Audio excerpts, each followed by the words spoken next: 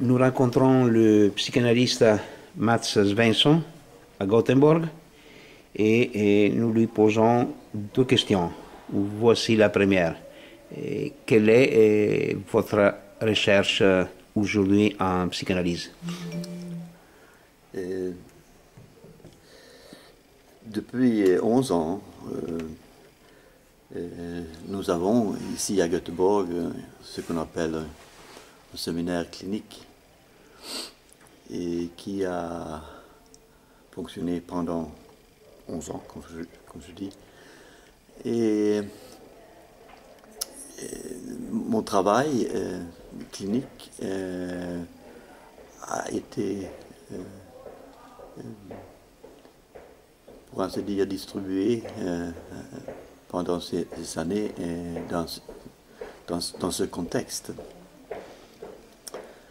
Donc, ce séminaire est un lieu ouvert pour la théorie de la clinique. Ce n'est pas un lieu pour supervision, ce n'est pas un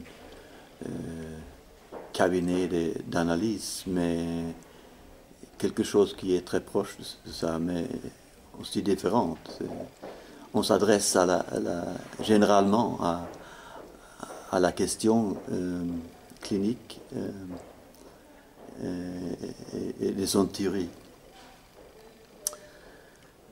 Nous invitons des gens pour parler, mais pour la plupart, c'est moi ou quelqu'un d'autre, membre de ce séminaire, qui fait une introduction ou une question pour la journée.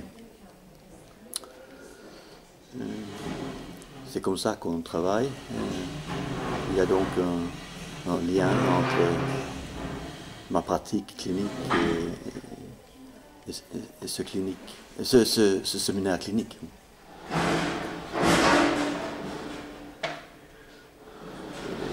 Oui, si nous pouvons dire dans les années quelles sont les questions que vous avez adressées.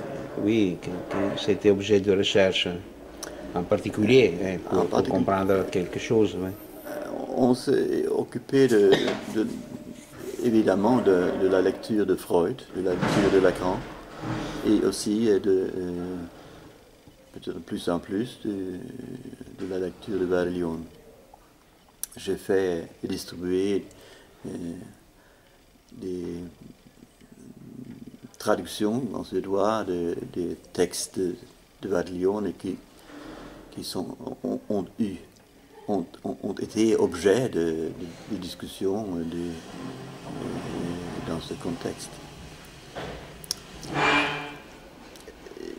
Si je parle de moi, j'ai déjà dans les années 70, j'ai commencé à élaborer quelque chose autour de ce que j'appelais l'art du symptôme. C'était quelque chose que j'avais vu insister dans le séminaire de Lacan. Mais curieusement, que Lacan n'a jamais comme tel articulé, formalisé.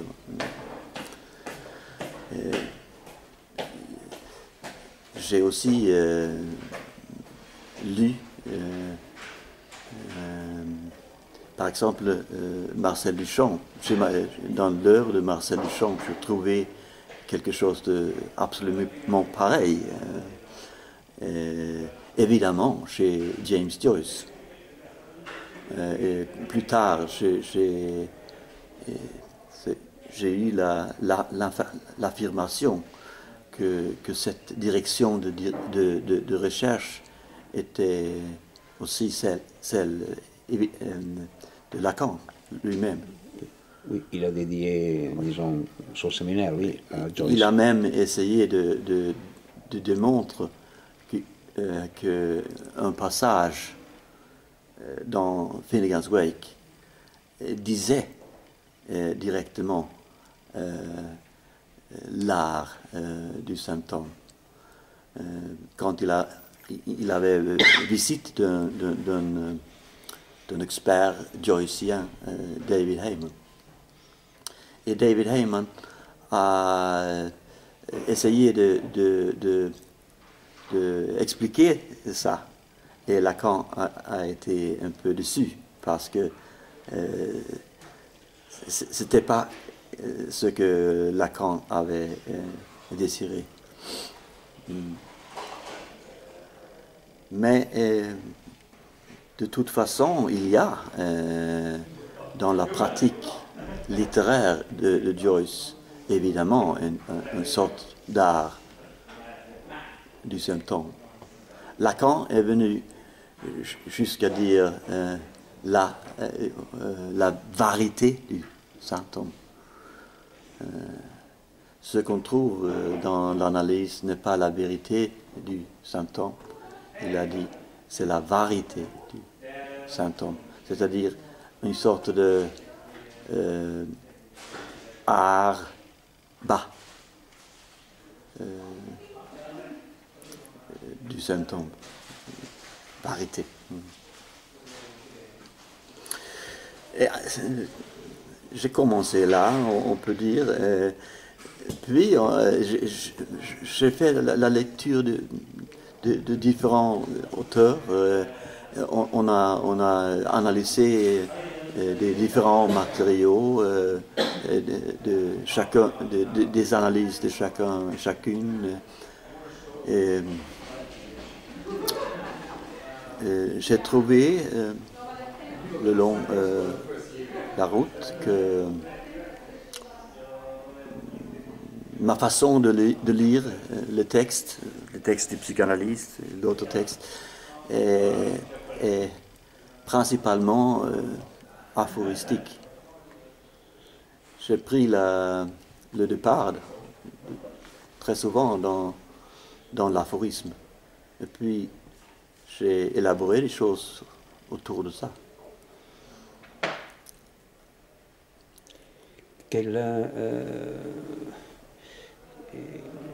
Il y a quelques reflets, disons, dans d'autres domaines de la psychanalyse en Suède, où ce travail, disons, c'est singulier et vous le portez avant. C'est très singulier, en fait. Mon travail, le travail que nous faisons ici à Göteborg autour du séminaire clinique. Évidemment, je suis en grande dette spécialement à Mando Berglione, que j'ai connu depuis pendant 16 ans, entre 82 et 98. J'ai voyagé à Milan et aussi à Paris. Et c'était, il faut dire, la partie essentielle de ma formation comme analyste. Mais la question de la psychanalyse en Suède, la psychanalyse en France, la psychanalyse, ça ne m'intéresse pas beaucoup. Mon travail est basé sur des rencontres singulières. C'est la singularité de la rencontre qui est très très souvent la base de mon travail. Mais je peux dire que travaillant de cette façon, j'ai eu pendant des années, j'ai eu une conversation, je veux dire, constante avec les gens de la culture, spécialement dans notre région de Göteborg. Et ça continue. Vous envisagez de donner un témoignage écrit de cette recherche? Oui, il y a. C'est comment l'approche à l'écrit? J'ai publié des textes pendant ces années, mais dans des différentes tribus et contextes. Nous n'avons pas jusqu'ici lancé une publication de nous. Donc, j'ai eu des collaborations avec Glenta à revue à Göteborg, avec Aiolos et Divan à Stockholm, et de Drift à Copenhague. Pendant 7-8 ans, j'ai aussi travaillé comme analyste un peu. Je le fais maintenant encore à Copenhague, au Danemark.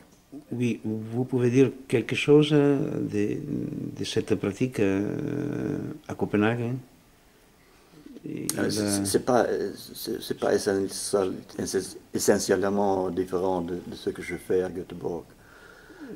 C'est le fruit de la rencontre, encore le fait de se trouver à Copenhague. Oui, c'est ça. Il y a des cas où j'ai travaillé avec quelqu'un ici et qui s'est installé à Copenhague et on a continué de travailler à Copenhague. Et une dernière question. C'est quel alors, selon vous, pour votre pratique, l'aspect plus intéressant d'être toujours un lecteur de Armando Verdignone? Oui, comme vous avez bien, vous avez commencé à publier sur votre site transfinito.eu mes traductions en allemand de Verdignone. Et là, il y a deux de ces textes, Inter et le dispositif de vie, sont tous les deux un commentaire de textes de Søren Kierkegaard. Par exemple, je trouvais que le dispositif de narration, lecture et conversation que a lancé Armando Verdignone, ça se trouve aussi dans un texte non publié pendant la vie de Kierkegaard, un texte de Kierkegaard. On peut dire que après avoir publié Enten Eller, son premier grand œuvre, il a écrit un court texte avec des matériaux biographiques, matériaux de son enfance, et son rapport à son père, etc. Et là, en fait, il lance cette tripartition de narration, de lecture et de conversation. Bien que Kierkegaard, pour commencer, il a parlé de la conversation des autres, et puis il s'est changé et inclut lui-même comme orateur. Donc, ça me frappait et maintenant c'est un dispositif que nous essayons de mettre en œuvre dans notre travail clinique et conversatif. Bien, et je remercie Matt Svensson pour cette rencontre et on se donne rendez-vous à d'autres fois. Oui. Merci. Merci à vous.